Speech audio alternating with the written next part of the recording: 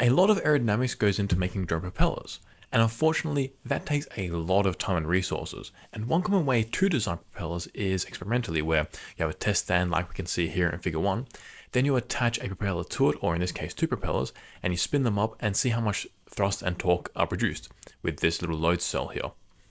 Now, while this method is great in that you get good data, it is very limited to what you can find, and like many applications where you really want to understand the flow field more, CFD is a very powerful alternative. Now, the problem with propellers is that they take so long to simulate. In fact, we're currently doing a few for our YouTube channel, which we'll be releasing in the near future. And because they spin, you have to resort to a sliding mesh, which means that the entire propeller and the cells around it rotate within the domain, sorry. And that requires a lot more computational power because every time step you have to update each cell's location, and that takes a lot of time. Now, you could always adopt a simpler approach like an MRF or rotating wall boundary condition, but those methods are really not the same. They're kind of like Diet Coke. It's not the same as regular Coke. Now, if you don't know what MRFs and rotating walls are, I'll just give a quick explanation of what they are. And if you want to know more about them, then check out our CFD courses in the link below on our website. So a rotating wall boundary condition is really the simplest form of rotation for this method, and the MRF, the actual geometry, they don't move, either with the MRF or the rotating wall boundary condition. They stay in the exact same position throughout the entire simulation, and for a rotating wall, you tell the CFD software that the wall has a velocity in whichever direction you need, whichever direction you're supposed to be spinning in. But the geometry doesn't shift, it just stays in the same location. Now, for an MRF, this stands for moving reference frames or multiple reference frames. These terms are pretty much used interchangeably, and really, it just depends on who you ask. Each person will choose a different one.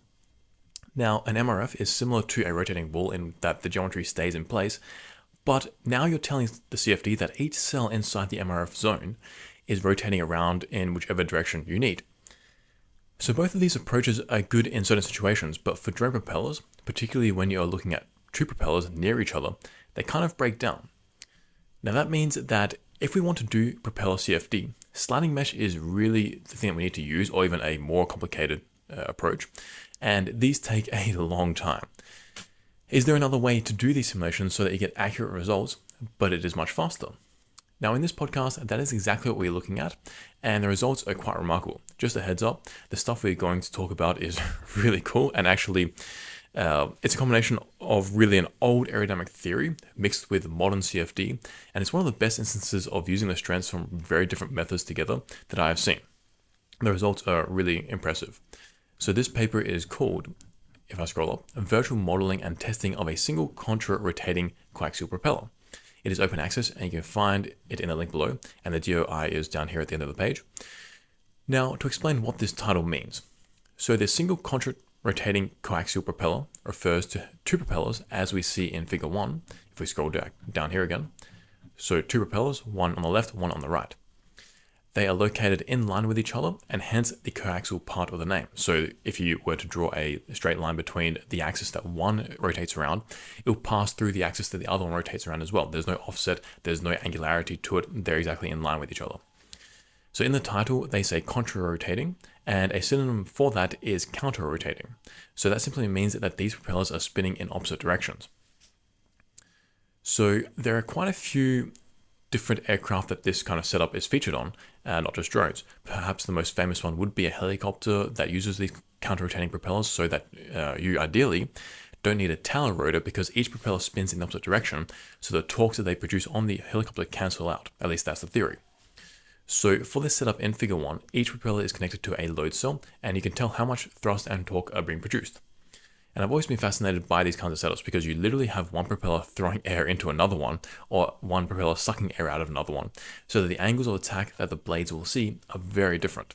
And in fact, one of the videos on propellers that we have coming out on our YouTube channel looks at this exact thing. Anyway, continuing with this study, to try to reduce the computational time of a simulation, the authors try something called CFD-BEMT. So this is a combination of 2 methods, and it's quite a complex method. So it will take a little while to explain some of the theory, what's going on. So let's start with the basics. So back in the 1930s, 40s, and 50s, work primarily started by Prandtl occurred to really determine how much lift and induced drag a wing will create. these calculations were done by hand because there were no computers back then, and the earlier simulations were Prandtl lifting line theory. And I say simulation again, but it was by hand. It was just manual simulations. Now, this theory was quite simple in that, in a nutshell, it determines how much lift a finite wing produces. So one with wingtips, you put a wing in a wind tunnel and have it span the entire width, and there was no wingtips then, and hence the wing was pretty much two-dimensional. You then measure the forces on it, and when you want to determine how much lift a wing with wingtips will produce, so a 3D wing, that then poses a problem because as you go along the wing, a wingtip vortex occurs. So let me draw it up here actually. So if we have paint here, if we have, let's say, a wall here, and you have the wing coming out, as you go along here, obviously a wingtip vortex will occur. And this effectively changes the angle of attack as you come along here. So it's easy to understand with this concept. Now, that if the wing produces lift, then there'll be high pressure underneath, low pressure on top, and the high pressure will bleed over to the top.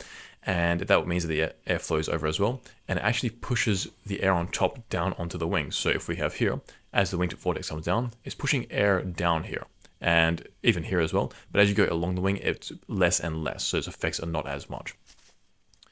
So in effect, you have the air being pushed down on top, and the angle of attack over this part of the wing drops. That means that less lift is produced around this region here. Now, if you were to use the lift measurements from the wind tunnel and say that, well, this wing is pitched at 5 degrees, so the amount of lift produced at the wingtip will, how much it will produce is at 5 degrees, that would be the case. That's actually wrong. It's not going to be producing the exact same amount if you were to say it's 5 degrees. Instead, what you need to determine is how much flow is now directed down and what its effective angle of attack is at this region.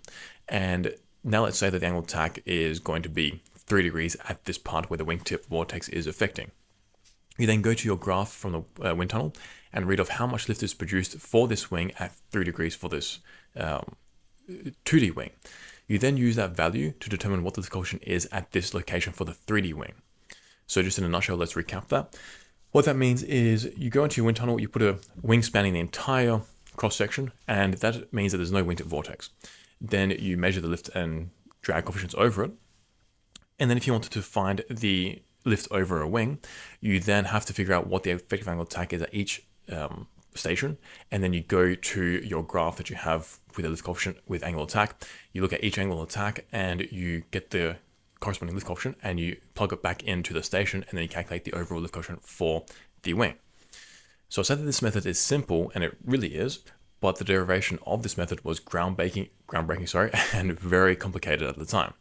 And using this method, you will quickly realize that as you go to the wing's root, from the wing's root to the wing's tip, the angle of attack constantly changes and usually reduces, and then you get lower lift produced at the wing tip. Now that's generally a pretty decent thing in terms of induced drag, but that's a whole other story. And this is actually another interpretation of induced drag too. Because you produce less lift, you can effectively think of it as the wing is less efficient too. So I've covered in many other podcasts how there are so many interpretations of induced drag, and many of them are true, and it's just an incredible field. Now, the reason why I'm going through this idea of Prandtl's lifting line theory is that this theory is the underlying idea for half of this simulation method that these researchers used in this paper. So it underlines the BEMT theory part. So now that we understand that fundamental idea, let's move on to their BEMT part. So they use a program called QBlade, as they say here. And as they say, it's based on something called Xfoil. And Xfoil is a really cool program that can quickly give you very accurate predictions for the lift of a wing. And there are even extensions for other situations like compressible flows, viscous flows, inviscid flows, all that kind of stuff. It's really impressive what this producer of this free software has done. His name is Drela, by the way, D-R-E-L-A. Anyway, BEMT stands for Blade Element Momentum Theory. What this does is effectively calculate the thrust and torque on each section of the blade. As we mentioned earlier with this Prandtl's lifting line theory idea as well, you break the wing up into different stations. Let's actually draw this out. So let's say you have, here we go. You have this wing here on the wall, and you break it up into different sections. And this can be for not just a wing, but for a propeller's blade or whatever. And you calculate what the lift and drag, etc., for each one of these stations is. And obviously, the more refined this breakup is, so if you have like 100 stations, that's going to be more accurate, generally speaking, than if you only have 5 or whatever. So that's what that means there. Then the authors use the results from determining what the lift, the thrust and torque is from this Q blade software on this wing, on this blade. They then plugged it into the CFD. So what we see in equation 2 here is that the last part, this plus SI, this SI part, they added the information from the propeller as this source term. And this is a really cool idea that they've done. So we get something really interesting here. So remember how I said that when you're simulating propellers and drones that have a good mesh that actually moves, so sliding mesh, for example, well, here they didn't actually do that for the CFD. In fact, they aren't even importing the geometry of the blades. All they're doing is literally having this source term, which effectively replicates the effects of the geometry, and it is an average over the entire rotation. So there's no actual geometry, it's just the effects of the geometry that they're plugging in to the CFD. So there's no movement going on here. That greatly reduces the time required to simulate this. I mean, you would expect like an 80-90% reduction of the time required to simulate because there's no movement. And then on top of that, because there isn't even actually a geometry in the mesh, you don't need to worry about inflation layers and meshing around the end object. So that not only greatly reduces meshing time, but also the number of cells you have, and hence reduces the simulation time too. So this idea could, like, I expect it to reduce the computational time by like 95% or more. And if it works, then it's a game changer. So it will allow you to do a bunch of simulations to optimize the propeller very quickly. So this idea is pretty weird, but in theory it should work. So it doesn't actually work though. Well, we'll see later, because I just want to cover something which is also an improvement over the traditional lift and line theory and BEM approaches. So in equations 3 to 11, these ones here, they go through how they calculated the lift and drag for the propeller blades at each station from the root to the tip. Now in equation 3, we see that it uses a feedback loop between the CFD and the BEMT. So what you would usually do is, with the BEMT, is that you calculate what the effective angle of attack is, which they call here the relative inflow angle. That's just another name for the exact same thing. And then you go from there. With this equation though, they're actually using the results from the CFD to calculate the new relative inflow angle, so the relative angle of attack. Then they feed that back into the BEMT to get a more accurate value. So there's some kind of iteration going on here, which is a massive improvement. And because it is so quick, you can do that pretty easily. And then from there, they then use it to go through this process and calculate the lift and drag coefficients as you come down these equations. So this is a significant improvement and should increase the accuracy a lot, and we'll see later if that is the case. Another thing that I want to go through is that they calculate the source term by equation 14 here, so SI. And they do that by simply determining what the force is at a particular point and then dividing it by the volume of the cell that it occupies. So that source term is then plugged back into the CFD via equation 2. So this is just a regular RANS equation here, and then they just have a source term at the end. And that source term comes from the BEMT side of it. Now in equation 15 and equation 16, where is that? Where are these? Here we go. We see just how they calculated how much the tip vortex affected the local flow with these two equations. And they say that this is a regular Prandtl approach improved upon by that guy Drayler, which also came up with that X-foil program. Now they also use the K-Omega SST Turbulence model, Milaki, and they also use the RANS, which isn't much of a surprise considering that they don't have any moving parts and they are using averages anyway with time. So if they weren't using average source terms, then perhaps using DES or LES would be good to look into. But here, I'm really impressed to see how they've integrated this with RANS anyway, and I'm interested to see how it works and how accurate it is. Now in figure 4, we see the lift and drag coefficients of a Clark Y airfoil, which is really an early airfoil. Now I'm not too sure what the point of this figure is, so let's move on to figure 5. Also, as a side note, for the CFD part, these researchers are using OpenFOAM, and if you want to learn OpenFOAM so you can do simulations like this and anything else you like, take our course in the link below. And learning the CFD means you can do so much more and achieve your career goals. But back to this, in figure 5, we see their mesh setup kind of. I mean, as we mentioned, there is no actual geometry in this domain, so they just use the source term to add the effects of the geometry to the CFD. As such, the picture we have here is quite a simple mesh, and they're easily made up with the block mesh function in OpenFOAM. And we can see that there are three main sections, two coarse meshes, one on each side at the front and back, and then the one finer one in the middle. They also graded the mesh so that as you get closer to the center, the mesh gets finer too, and that makes sense. Now, there isn't any mesh validation study though, and I actually don't even know how many cells there are. It looks quite a lot, like more than 40. In figure 6, we see their validation though. Let's zoom in a little bit here. Now, I'm quite impressed with their results because remember that this is actually not just RANs, but there is no actual geometry, so just a source term. And the black lines are for the thrust of this CFD-BEMT approach compared to the blue line, which is the experimental results. So I should explain the two different types of the propellers that they have here. They say that the left figure is for an APC 10x7 propeller. So the APC bit is just the brand of the propeller, and 10x7 means that it has a diameter of 10 inches and a pitch of 7 inches. And that means that for each rotation, the propeller pushes the air back by about 7 inches. Now, when manufacturers quote the 7 inches, they say that the propeller moves forward 7 inches with each rotation. But that's really not true. It's more than the air, like actually the air gets pushed back, not the propeller moves forward, because the propeller doesn't move up that much. I mean, if you were to calculate, let's say you're revving your propeller at 5,000 RPM, if you were to calculate how far that propeller should move in 1 second, it's supposed to be like a few meters, if not more, which isn't going to happen. Like, I think it's like a ridiculous value. So it's actually more that the air gets pushed backwards more than the propeller goes forward. Anyway, the actual propeller's blade profiles was similar to this Clark Y airfoil, but there were some slight variations that the manufacturer has, some improvements. The researchers here used the Clark Y airfoil as an approximation for the orange line here. Then from what I understand, they scanned the profile as shown in figure 7 here, and then used that for the black line simulations. That's what I understand from what they've been saying here.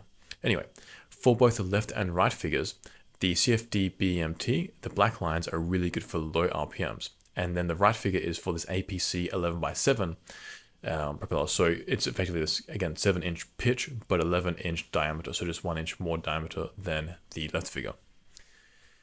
Now, as the RPMs increase, the simulation's accuracy drops. But at the very least, it means that for RPMs below 3000, this CFD approach is really good. And if it saves you like 95% of the time, then why not use it for these low RPMs?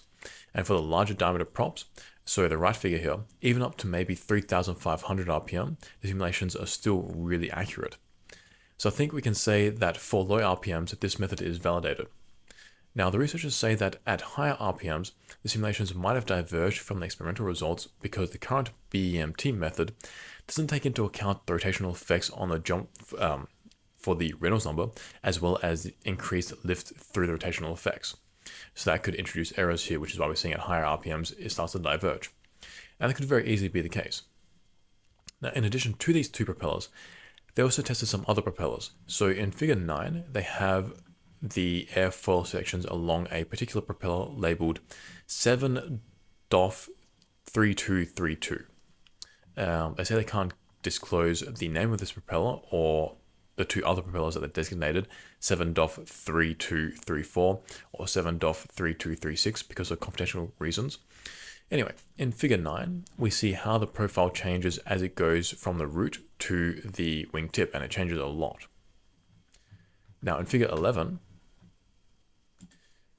we see the results of the 7-DOF323 propeller, which they are now calling G32.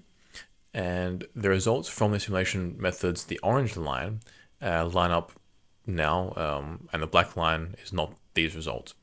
They're the original ones compared to the modified ones that have changed the colors. Anyway, the orange line, which is the better results, line up very well with the experimental results, the blue line. And the same can be said in figures 12 and 13, which are for the 7-DOF3234 propeller and the 7-DOF3236 propeller. And again, low RPMs, these CFD approaches really line up quite well. They're pretty good. So for one propeller, this method seems to work very well at lower RPMs. They tested 4 different blades, and all of them were pretty accurate. Sorry, 5 different blades: the G36, 34, 32, and then the APC 11x7 and 10x7, and they all worked pretty well. What about when you have 2 propellers now in that coaxial setup and rotating in opposite directions? Well, in figure 14, we see that exact setup, and they were spaced by 160 millimeters, 160. And in figures 15 and 7 to 17 here, we see the results of this 32, 34, and 36 propeller, the 7 DOF propellers. Now, the left plot of each figure is the M1 configuration, and the right plot is the M2 configuration. I have no idea what that means. I've looked through the document and I can't find it. I don't know why they're hiding this information. It's not an Easter egg hunt. Anyway, at the very least, we can conclude that for all 3 of these propellers below about 2,500 RPM, this CFD BEMT approach works really well. The results are bang on the experimental results. So that proves that this approach is a fantastic alternative to really computational, expensive CFD approaches and the inaccurate BEMT approach. So putting them both together really gives good results at a fraction of the cost. So that is the end of this podcast. If you want to learn about CFD and OpenFOAM in particular, then take our courses in the link below. And if you like this podcast, hit the like and subscribe button. That really helps us. And we'll see you next one. Peace, amigos.